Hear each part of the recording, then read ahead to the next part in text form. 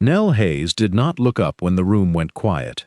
She kept her needle moving, in, out, and let the sudden hush roll past her, the way she let most things in Larkspur roll past her, without giving them the satisfaction of her attention.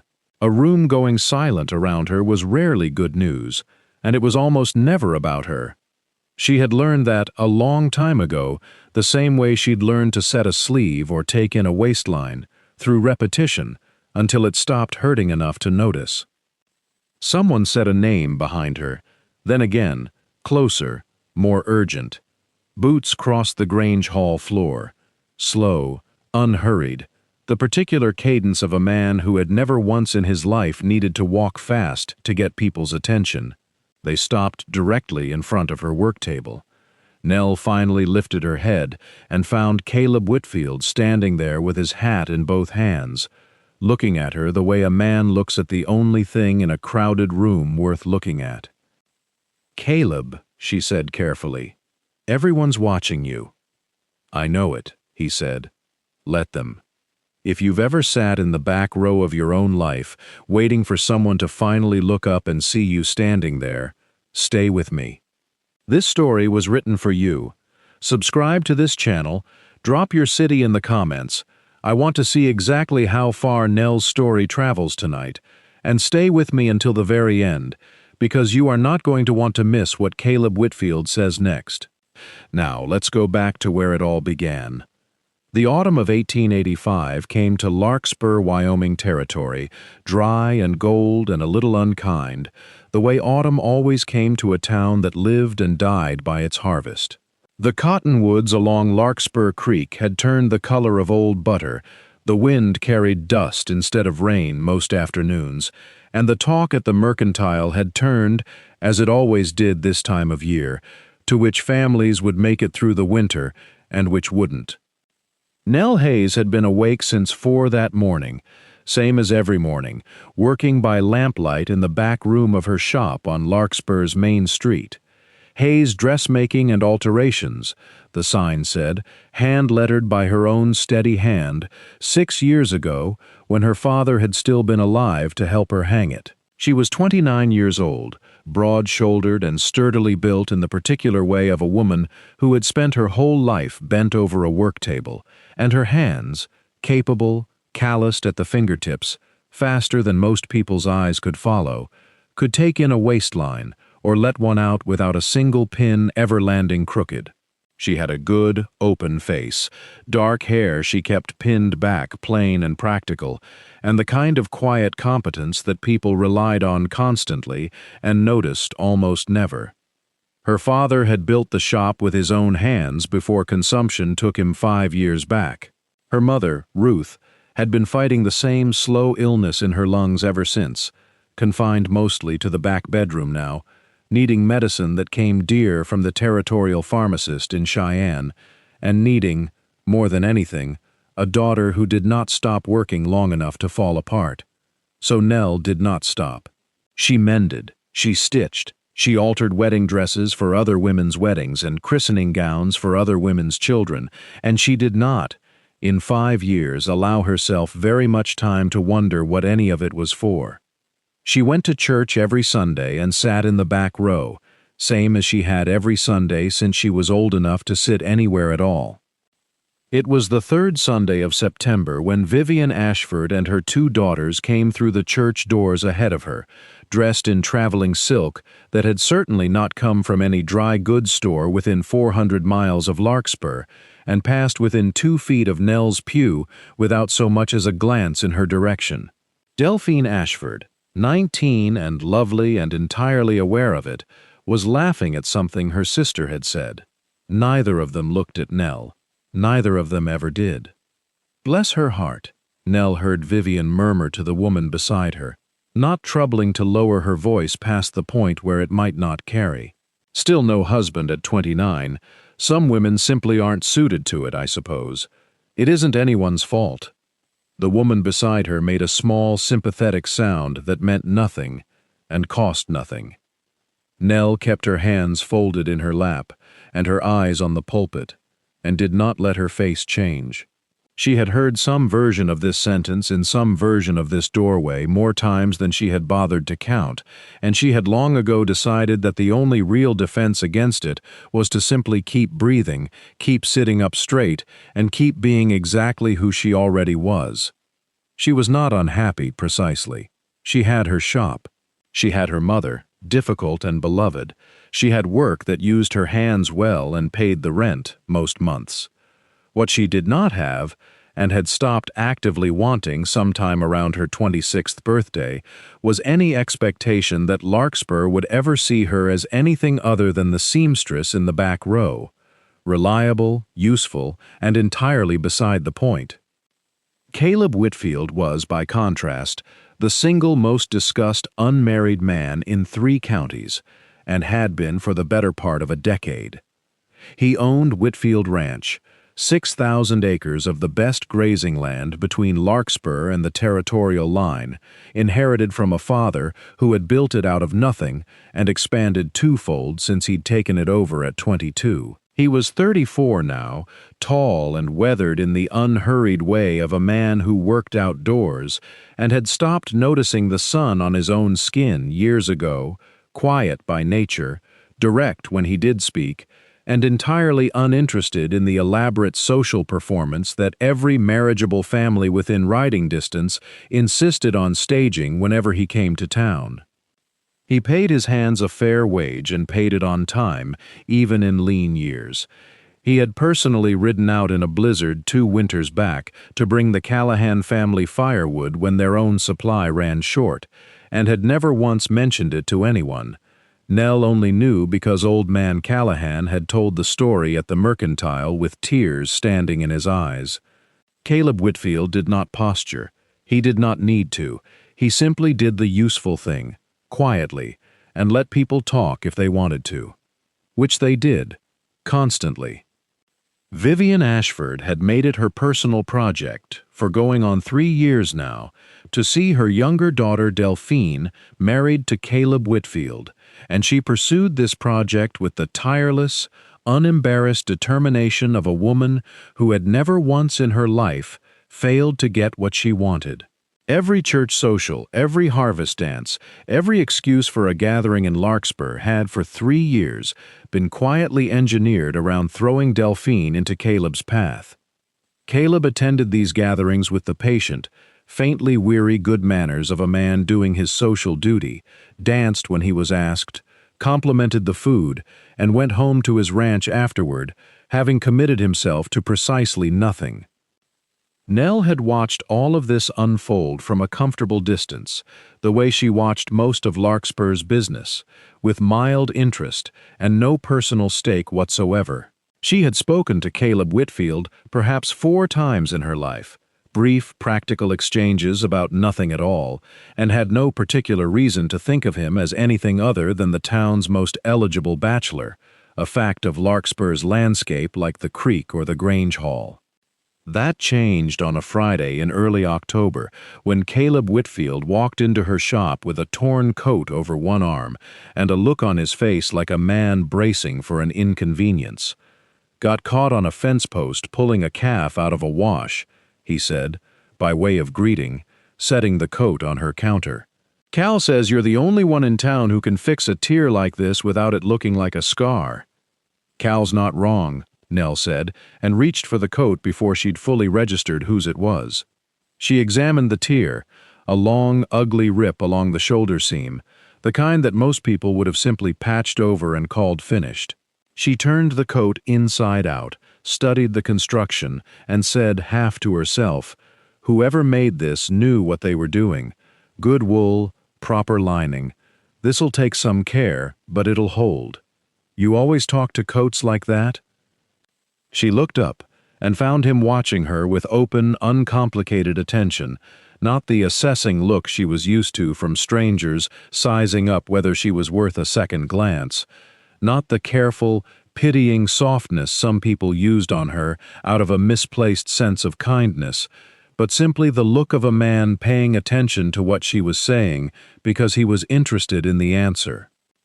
"Only the ones worth saving," she said. Something moved at the corner of his mouth. Not quite a smile. The beginning of one, held in reserve. Fair enough. What do I owe you? She named a price. He paid it without negotiating, the way a man pays for something he considers fairly priced, and left with a nod and a Thursday then that she didn't fully understand until he came back the following Thursday, with a torn cuff on a work shirt that didn't strictly need her attention nearly so urgently as he seemed to think it did. It became, without either of them naming it, a standing arrangement. Thursday mornings, Caleb Whitfield came into Hayes' dressmaking with some genuine or semi-genuine piece of mending, and stayed while she worked, and talked to her, not about the weather in the empty way people talk to fill silence, but about actual things. The price of cattle, the stubborn nature of a particular gelding he was trying to break. Once, unexpectedly, about his mother, gone 11 years now, who had apparently kept a garden behind the ranch house that nobody had properly tended since. You ever think about starting that garden back up? Nell asked him once, needle moving steadily through a torn seam. Thought about it for 11 years, he said. Never got around to it. Didn't seem right, somehow, doing it without her. Gardens don't much care who tends them, Nell said. They just want tending. He was quiet a moment, turning that over. That's a fair point, he said finally, and the following Thursday he mentioned, almost as an aside, that he'd turned over a section of ground behind the old kitchen garden and wasn't entirely sure what to do with it next. She told him what her mother had once grown behind their own house: peas, squash, the kind of hardy things that survived a Wyoming spring, and he listened to every word of it like she was handing him something valuable, because, in the particular currency of that friendship, she was. He never once looked at her the way most of Larkspur looked at her. He didn't compliment her extravagantly or make a show of not noticing what everyone else noticed. He simply treated her, every Thursday, exactly the way he'd treat anyone whose company he genuinely enjoyed and whose opinion he genuinely respected, which was, Nell realized, somewhere around the 6th or 7th Thursday, precisely the reason she had started organizing the rest of her week around that single morning without quite admitting it to herself. She told herself it was nothing. A rancher being neighborly, a standing arrangement about mended shirts. She had made herself a private promise years ago, after a young man from Cheyenne had courted her for 2 months at 19 and then quietly stopped calling once his mother met her, that she would not be a woman who handed her heart to a man and watched him flinch. She was not going to be careless with herself now, at 29, over a rancher's Thursday visits. So she kept her hands steady and her voice even, and told herself that whatever this was, it was enough exactly as it stood. Vivian Ashford came into the shop on a Tuesday in late October with a dress order and an expression that made it clear the dress order was not really why she'd come. "I'm told you're reliable, if nothing else," Vivian said, laying a bolt of Delphine's chosen silk on the counter with 2 gloved fingers, as though the counter itself might not be entirely clean. "Delphine will need a new gown for the harvest dance, something that photographs well, should anyone think to bring a camera. I trust you can manage that much." "I can," Nell said evenly. Vivian's eyes moved over her, brief and assessing, the particular look of a woman auditing another woman's worth and finding the sum unremarkable. "I understand Caleb Whitfield has been coming in here rather regularly," she said, in the mild conversational tone of someone discussing the weather. Nell kept her hands folded on the counter and did not let her expression shift. "He brings his mending in." How industrious of him. Vivian's smile did not reach anywhere near her eyes. It would be a shame, wouldn't it, if a man like that got the wrong idea about a woman's intentions? Or if a woman got the wrong idea about a man's. She tugged her glove smooth, finger by finger, unhurried. "Delphine and Caleb have an understanding, you know. It's simply a matter of time before it's made official. I'd hate for anyone to be embarrassed when it is." "I'll have the gown ready by the 15th, Nell said, because it was the only sentence available to her that did not involve saying something she would regret. Vivian left without further comment, but the visit sat in Nell's chest for the rest of the afternoon, like a stone she couldn't put down. She had known, in the abstract, distant way one knows most town gossip, that the Ashfords had spent 3 years steering Delphine toward Caleb Whitfield. She had simply never had occasion, until this particular Tuesday, to wonder whether that steering had anything at all to do with her. She told herself it didn't. She told herself Caleb's Thursday visits were exactly what they appeared to be, and that Vivian Ashford's veiled warning was nothing more than a wealthy woman making sure the help understood its place, which was, God knew, not a new experience for Nell Hayes. She finished Delphine's gown on schedule, with the same careful, exacting stitches she gave every piece of work that passed through her hands, because her mother's medicine did not care who ordered the dress that paid for it.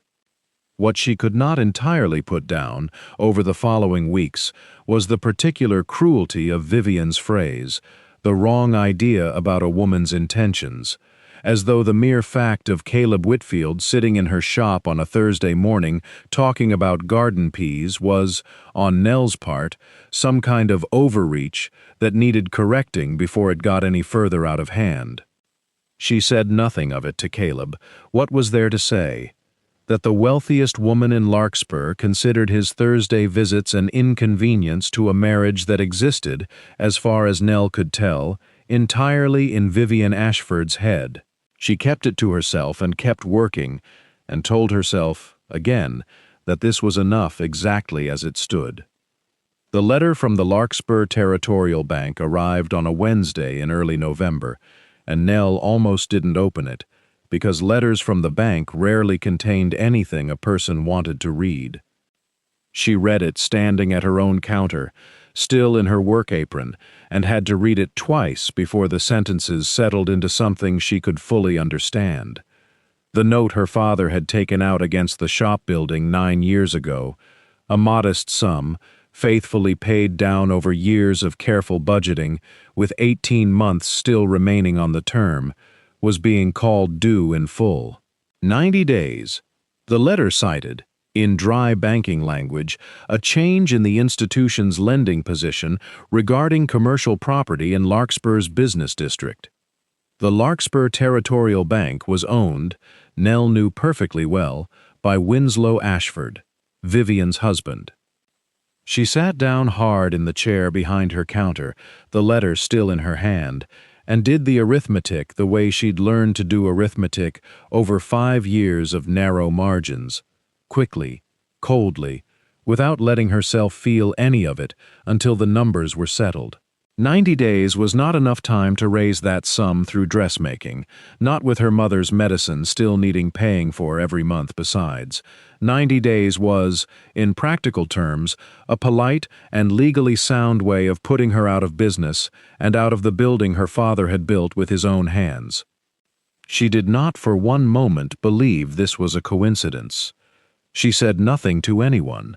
She went home that evening, sat with her mother, made supper, and did not mention the letter, because Ruth Hayes's lungs did not need one more piece of bad news added to the pile they were already carrying.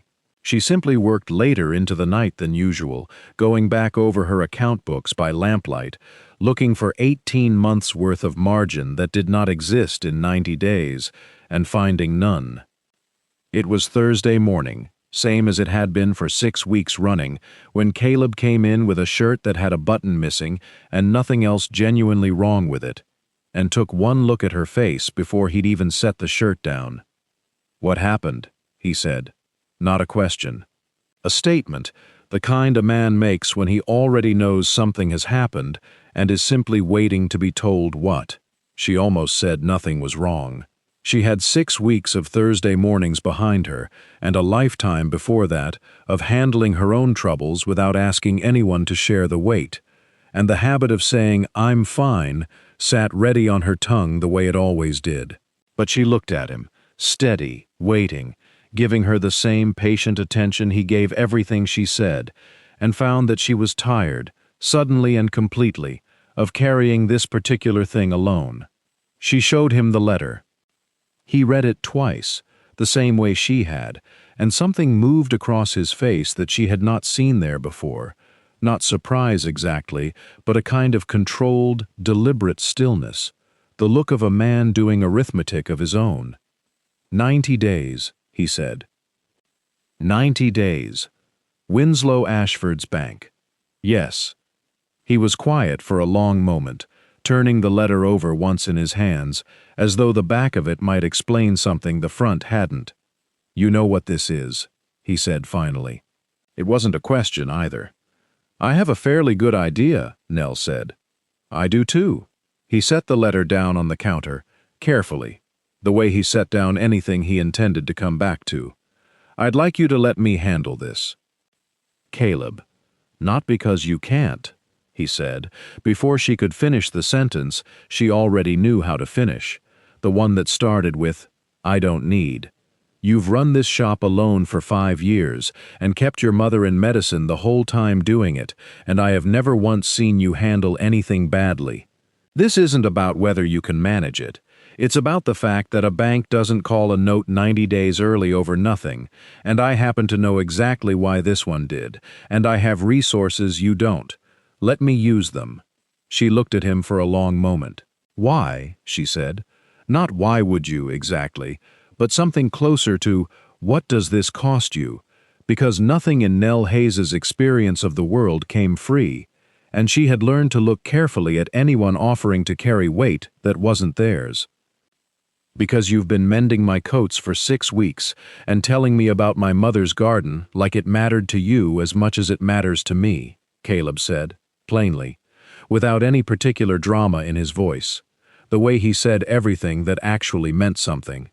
"And because I don't much care for men who use their banks to push good people out of their own buildings over a marriage that exists only in Vivian Ashford's imagination."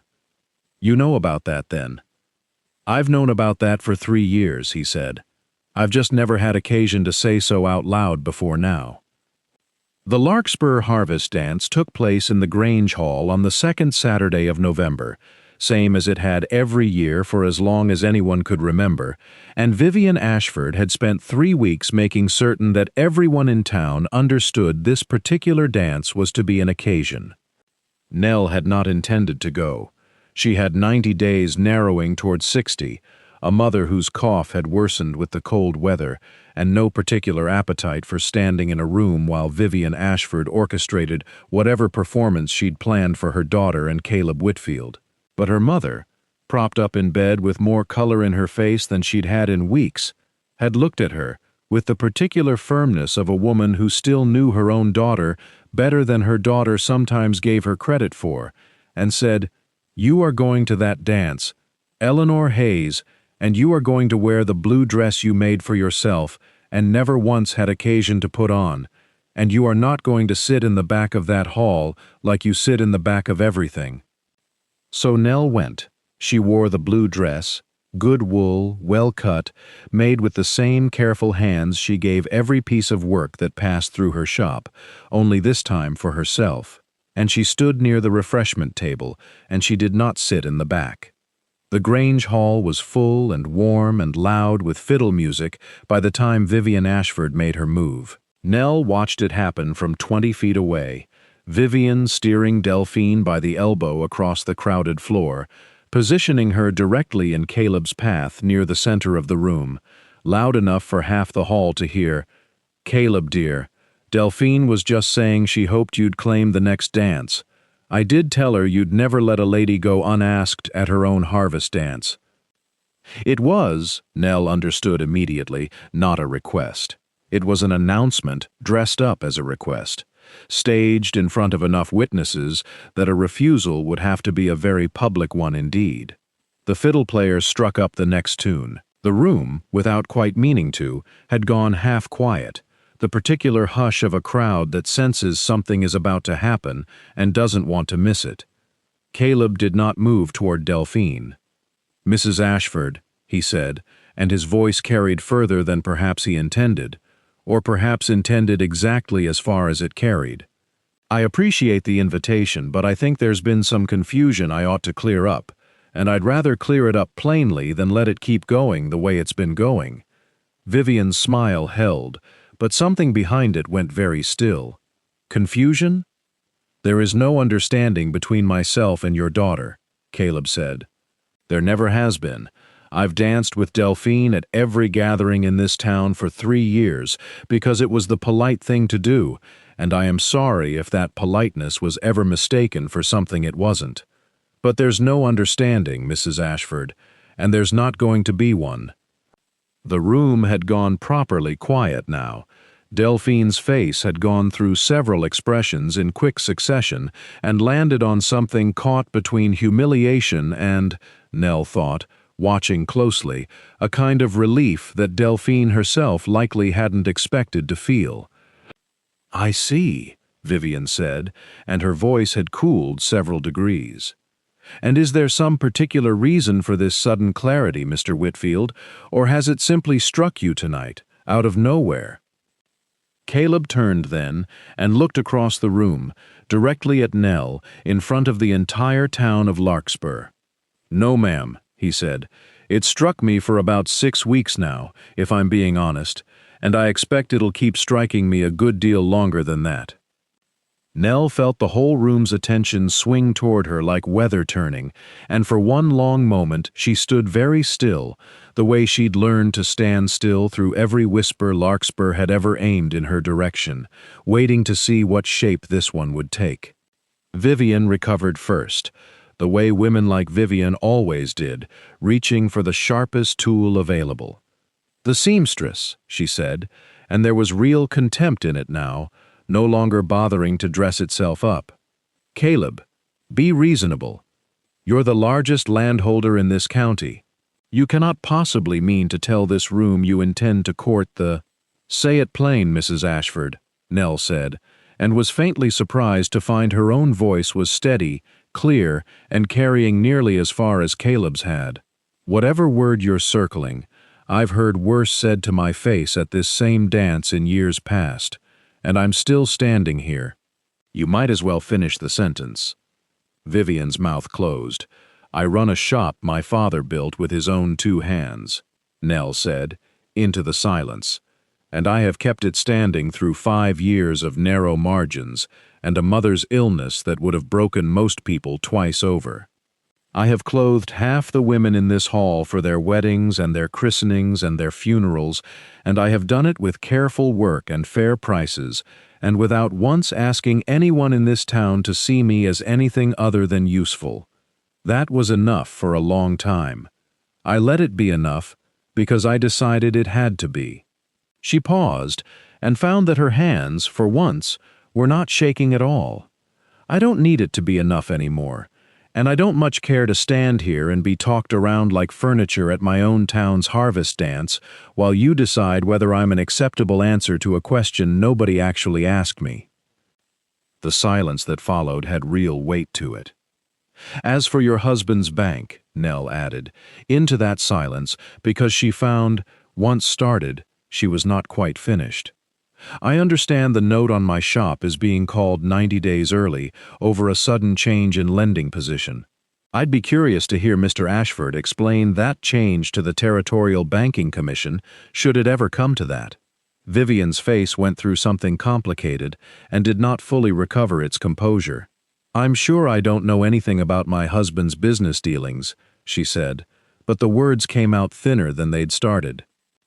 "The note's been settled," Caleb said quietly, crossing the last of the distance between himself and Nell, close enough now that the conversation had narrowed to the 2 of them, even with the whole hall still watching. "I paid it in full 3 days ago, Mrs. Ashford. Talked to the Territorial Bank in Cheyenne about it, too, and a few other things besides. I expect your husband will be hearing from them shortly." "You had no right," Vivian started. "I had every right," Caleb said. "It's my money and my note now, bought fair. I'd be careful what you say next, Mrs. Ashford, given that I'm now the man your husband owes an explanation to." Vivian looked between the 2 of them for a long moment. Caleb Whitfield, steady and unbothered, and Nell Hayes, standing straight-backed in her blue dress with her chin level, refusing entirely to shrink. And then she took Delphine by the arm and left the hall without another word, her daughter's face, as she went, looking a great deal less devastated than her mother's did. "I don't have a ring," Caleb said, once the fiddle music had cautiously resumed and the room's attention had drifted, mercifully, elsewhere. "I hadn't planned on doing this tonight. I'd planned on doing it a good deal more carefully than shouting it across a dance floor." "You did shout it across a dance floor," Nell said. "I did." He looked, for the first time since she'd known him, genuinely uncertain of himself. "I meant what I said, though, every word of it, not because of the note, and not because of anything that happened tonight. I've been coming into your shop every Thursday for 6 weeks with shirts that mostly didn't need fixing, because I wanted an excuse to sit in a room with a woman who talks to torn coats like they're worth saving, and tells me about my own mother's garden like it matters to her, and runs a business alone through 5 hard years without once asking anyone to feel sorry for her." He paused. "I'm not asking you to marry me because of tonight, or because of the bank, or because your dress is blue and it's the finest thing in this hall. I'm asking because you are the most capable, most honest, least breakable person I have ever known, and I would like to spend the rest of my life finding excuses to sit in a room with you." Nell looked at him for a long moment, this man who had crossed a crowded dance floor in front of the whole town of Larkspur, who had quietly bought her father's note before she'd even known it needed buying, who had never once in 6 weeks of Thursday mornings looked at her the way the rest of Larkspur looked at her, and felt something settle into place that she had stopped expecting, sometime around her 26th birthday, would ever settle at all. "Ask me properly, then," she said, "since you've already done the hard part in front of everyone." He almost laughed. "Marry me, Nell Hayes." "Yes," she said. "Obviously, yes."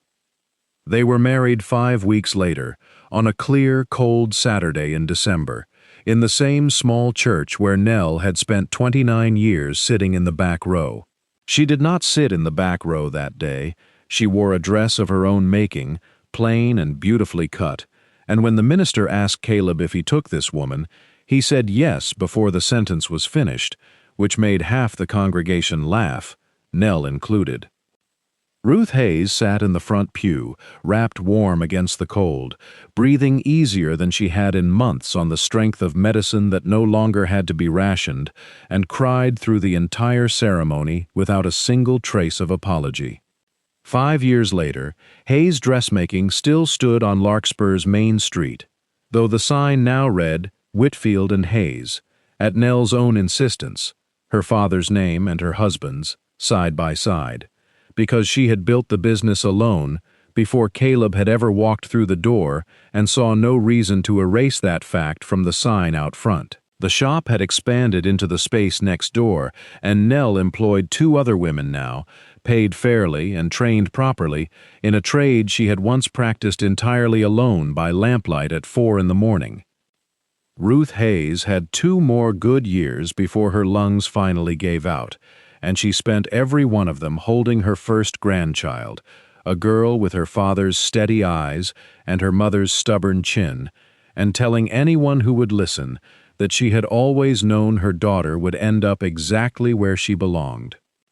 Vivian Ashford's husband lost his position at the Territorial Bank the following spring, after an inquiry into his lending practices turned up rather more than the note on one dressmaker's shop, and the Ashford family's standing in Larkspur diminished considerably in the years that followed. Delphine, freed at last from 3 years of being aimed like an arrow at a target she'd never actually wanted, married a young attorney from Cheyenne the following autumn and appeared, by all accounts, considerably happier for it. It was on an ordinary Tuesday in the spring of Nell's 5th year of marriage that a young woman came into the shop looking for work. Quiet, capable-handed, dressed carefully in clothes that had clearly been mended more than once, with the particular way of holding her shoulders that Nell recognized instantly, the compressed posture of someone who has learned to take up as little space as possible because the world has made it plain that space is not meant for her. "I heard you might be hiring," the young woman said. "I can sew. I'm not." She stopped, started again. "I know I'm not what most shops are looking for, out front where customers can see." Nell looked at her for a long moment, at the careful hands, the eyes that went sideways rather than direct, the whole familiar architecture of a person who had been told, in one form or another, that she was too much or not enough, for longer than anyone should have to carry that particular weight. "What's your name?" Nell said. "Sarah." "Sarah," Nell said. "The front of my shop is exactly where I intend to put you, because you have good hands and I judge people by their hands, not by whatever nonsense the rest of this town has decided to judge them by instead. Come in. Have you eaten?" Sarah hadn't. Nell sat her down, put food in front of her, and asked about her stitching before she asked about anything else, because the food was more urgent than the interview, and some lessons, once learned properly, never needed relearning. That evening, after Sarah had gone home with a job and a fair wage and an expression Nell recognized from the inside, Caleb found his wife in the back room, sitting with a cup of tea gone cold in her hands, thinking about something larger than the day's accounts. "You saw yourself in her," he said. "Not a question." "A version of it," Nell said. "The part before, the part where someone finally looks up." He came and sat beside her, not touching, just near, the way they often were, close enough that the nearness itself was a fact rather than a statement. "You know," he said, "when I first started bringing you shirts that didn't need fixing, I told myself it was about the mending. I know. It was never about the mending." "I know that too," Nell said, and the corner of her mouth moved, and then the whole of it did. Nell Hayes, who had sat in the back row of every room in Larkspur for 29 years while the town looked straight through her, and who now sat in the front of her own life, in a shop that bore her father's name and her own steady hands, smiled the smile of a woman who had learned, in the end, the one thing the whole long, quiet wait had been teaching her all along.